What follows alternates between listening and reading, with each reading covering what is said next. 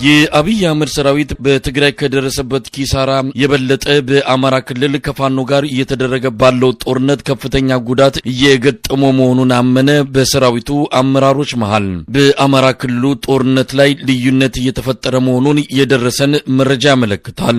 ኤታ ማዦር ሹም ብርሃኑ ጁላ በቀጥታ ምክትሉን ጀነራል አበባው ታደሰ ላይ ባነጣጠረ ውንጀላ ከፋኖ ጋር የገባንበት ጦርነት በተሳሳተ መረጃ ላይ የተመረኮዘ ነው ማለት ተመልክቷል። ሆን ተብሎ የተሳሳተ መረጃ ተሰጥቶናል አሊያም በሰራዊቱ ውስጥ ሳቦታጅ የሚያደርግ ኃይል ገብቷል ሲሉ ፊልድ ማርሻል ብርሃኑ ጁላ መግለጻቸውን ከደረሰን መረጃ ለማወቅ ተችሏል። አማራ ክልል የገጠመን ኪሳራ ከትግራዩ የሁለት ዓመቱ ጦርነት የከፋ ነው። በተለይ በተዋጊ ሰራዊታችን ላይ የደረሰው ኪሳራ በትግራይ ከገጠመን ይበልጣል ያሉት ፊልድ ማርሻሉ ይህም የሆነው ስለ ፋኖ ቁመና ትክክለኛ መረጃ ይዘን ወደ ጦርነቱ ባለመግባታችን ነው ሲሉ በቁጭት ተናግረዋል። በትግራይ ከህወሓት ጋር በተደረገው ጦርነት ከፍተኛ ቁጥር ያለው የአብይ አህመድ ሰራዊት ኪሳራ ቢደርስበትም በአማራ ክልል ከፋኖ ጋር ባለፉት ወራት የተደረገው ጦርነት የበለጠ ቁጥር ያለው ሰራዊት ከጥቅም ውጪ መውጣቱን በአዛዦቹ በኩል በተደረገው ግምገማ መረጋገጡንም ለማወቅ ተችሏል።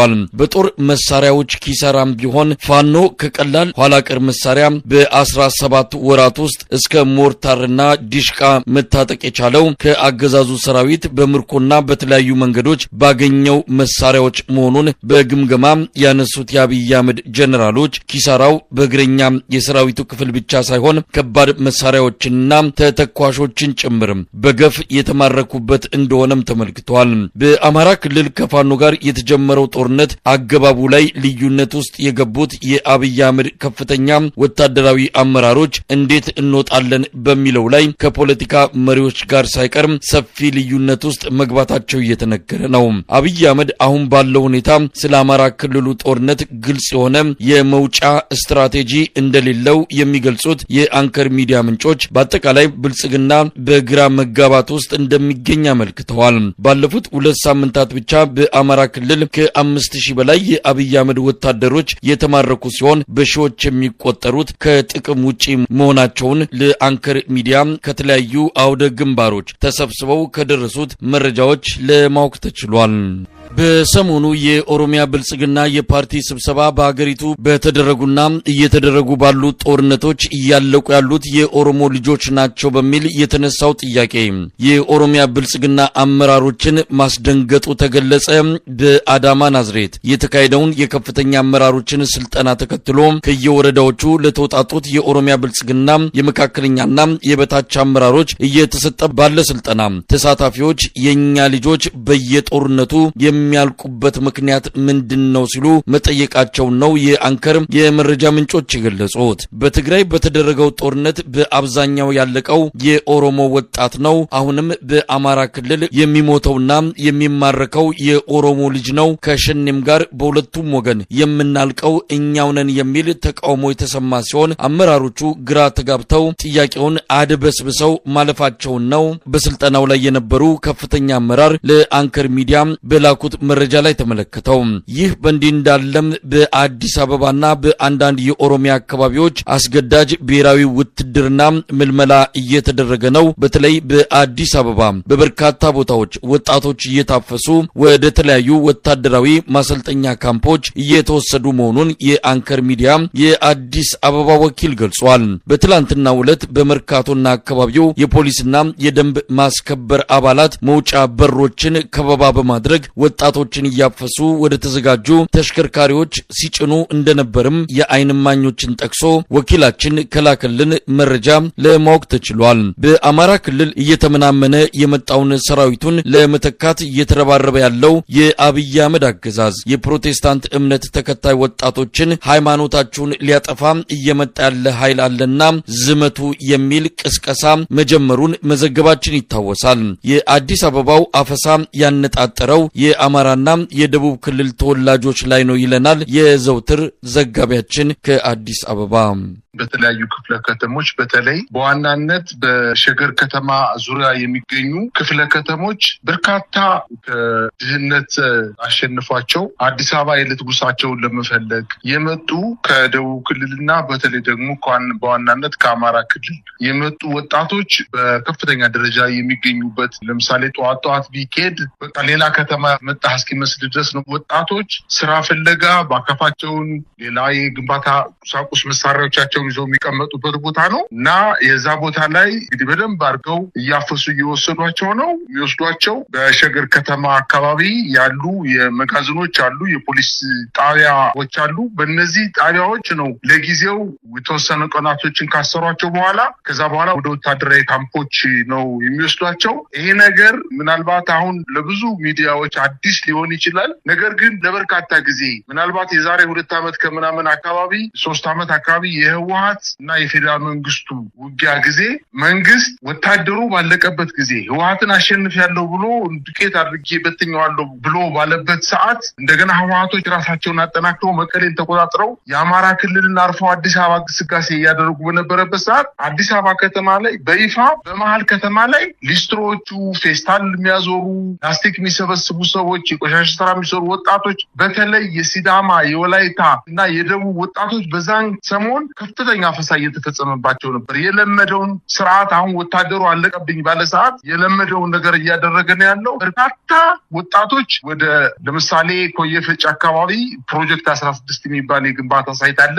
እዛ አካባቢ በርካታ ወጣቶች ናቸው በስር የሚገኙት። ወዲያውኑ 5-6 ቀን ካሰሯቸው በኋላ ወደ ማሰልጠኛ ጣቢያ ነው የሚወስዷቸው። እንዲሁም ወደ አዲሱ ገበያ አካባቢም እንዲሁ አንድ ፖሊስ ጽሕፈት ቤት አለ። እዛ አካባቢም በጣም በርካታ ወጣቶች አሁን ታስረው ለመጫን ዝግጁ እንደሆኑ ነው የሰማሁት መረጃ የሚያሳየው። ወሳይ ይሄ ማንነትን መሰረት ያደርጋል በሚል የተገለጸው ላይ በተመለከተ እንግዲህ ይሄ አፈሳ አማራ ክልል ለሚካሄደው ጦርነት የሚውል ከሆነ በአብዛኛው አማራም ከሆኑ እየታፈሱ ያሉት ምን ያህል ስኬታማ ይሆንልናል ብለው ነው በአማራ ክልል የአማራ ተወላጆችን ወታደራዊ ምልመላ አድርገው የሚወስዷቸው? እንደው ከዚህ አንጻር ያሰቡበት ነገር አለ ወይስ ከወታደራዊ ተልዕኮ ባሻገር ሌላ ነገር እየተደረጉ ይሆን እነዚህ የታፈኑት የታሰሩት ሰዎች? አሁን በዛሬው ዕለት አንድ የደረሰኝ መረጃ ምንድነው? የኦሮሚያ ክልላዊ መንግስት በኦሮሚያ ክልልና በአማራ ክልል በሚደረጉ ውጊያዎች እየሞቱ ያሉት በርካታዎቹ እጅ እየሰጡ ያሉት በርካታዎቹ የኦሮሞ ወጣቶች ናቸው የሚል ድምዳሜ ደርሶ ለመንግስት ጥያቄዎችን እንዳቀረበ ለፌዴራል መንግስቱ ጥያቄዎች ለዚህ መፍትሄ ያስፈልጋል የሚል ጥያቄ እንዳቀረበና አሁን ወደ አማራ ክልልም ሄዶ በጥንፍ እየተመረከ ያለው ኦሮሚያ ክልልም ራሱ የሚደረገው ጦርነት እርስ በርሱ የኦሮሞ ወጣት እያለቀ ነው የሚል ድምዳሜ ላይ ደርሰዋል። ስለዚህ ወደ መከላከያ ሰራዊት በርካታ ስርዓት ወጣቶችን በማፈን የአማራ ተወላጆችን የደቡብ ክልል ተወላጆችን አፍኖ ወደ ወታደራዊ ካምፕ ማሰልጠኛ ወስዶ በማሰልጠን የኦሮሞ ወጣቶችን ወይንም የስርዓቱ ደጋፊ አንድ ቋንቋ ተናጋሪዎችን አደጋ እንዳይደርስባቸው ለማድረግ ከፍተኛ እንቅስቃሴ እየተደረገ እንደሆነ ነው የምሰማው። ግን በውጤት ደረጃ ግን እየተመለከትን እንደሆነ አማራ ክልል ላይ 30 ደቂቃ 15 ደቂቃ 20 ደቂቃ ሳይዋጋ እጁን ለፋኖ ያውም አንገትክን ይቆርጣል፣ ጠብሶ ይበላሃል፣ ይገላሃል እየተባለ የሰለጠነ የኦሮሞ ወጣት ኦሮሚያ ላይ ብቻ ሳይሆን አማራ ክልል በሚደረገው ጦርነት ያለምንም ውጊያ እጁን እየሰጠ እንደሆነ የሰከላ እና የአይምባ ውጊያ እና የተገኘው ምርኮ በቂ ማስረጃ ነው። ከፍተኛ ቁጥር ያለው ወጣት መከላከያ ሰራዊት አባል የነበረ ከማሰልጠኛ ወጥቶ ምንም አይነት ውጊያ ተሞክሮ የሌለው ምናልባትም አንዳንዶቹ በውጊያ ስልጠናቸው ምንም አይነት ጥይት በተኮስ ስልጠና ያልወሰዱ ገና ውጊያ በተጀመረ በ10 እና በ15 ደቂቃ ውስጥ በሱሪያቸው ላይ ሽታቸውን እየሸኑ እየተያዙ ያሉ ፈቃደኞች አይደሉም። ታፍነው እንደሄዱ ከዚህ በፊትም ልምድ ያለው መንግስት ስለሆነ አፍኖ የወሰዳቸው እንደሆነ በርካታ ማሳያዎች አሉ። ሲያዙ በመከላከያ ሰራዊቱ አምልጠው በፋኖ ሲያዙ ከፊታቸው ላይ የሚታየው ደስታ ራሱ በቂ ማስረጃ ነው። ስለዚህ ምንም አይነት ውጤት አያመጣም። ልምድ ያለው የመከላከያ ሰራዊት ከህወሓት ጦርነት ጀምሮ በአማራ ክልል፣ በኦሮሚያ ክልል፣ በወለጋ አካባቢ እየተደረጉ ባሉ ጦርነቶች ልምድ ያለው በትክክል ስልጠና የወሰደ ምናልባት ዓላማ እንኳን ባይኖረው የመተኮስ የመከላከል የማጥቃት ልምድ ያለው የመከላከያ ሰራዊት አባላት በሙሉ አልቋል። አሁን አዲስ ነው። አንድ ወር ወይም አንድ ወር ከ15 ቀን ነው ወታደራዊ ማሰልጠኛ ውስጥ አስገብተው ለብለብ ስልጠና ወስዶ ከሄደ በኋላ በውጊያ ተሞክሮ ስለሌለው የሚመራው ልምድ ያለው ወታደር ባለመኖሩ ጥቃት እየደረሰበት በርካቶቹ እጅ እየሰጡ እየተማረኩ እየቆሰሉ እየሞቱ ነው የሚገኙት። እንግዲህ በሰራዊት ብዛት መዳን ቢችል ኑሮ ምናልባት በየወር ከ15 ቀኑ ማሰልጠኛዎችን ሞልቶ እያወጣ ወደ ውጊያ እየሄደ ያለ ሰራዊት ይሄን መንግስት ማዳን ይችል ነበር። ግን ይሄ መፍትሄ ሊሆን አይችልም። የአማራ ክልል ጦርነት ህዝባዊ ጦርነት ነው። የህዝብ ብሶት የወለደው ነው። ስለዚህ ምንም አይነት የሰለጠነ ሰራዊት ክላሽ የያዘ ብሬን የያዘ ድሽቃ የያዘ ብቻ ሳይሆን ሮኬትና መድፍ የታጠቀ ሰራዊት ከእንግዲህ በኋላ ሚሳኤል የታጠቀ ሰራዊት ወደ ክልሉ ቢሄድ ምንም አይነት ውጤት እንደማያመጣ በርካታ ማሳያዎችን መጥቀስ ይቻላል።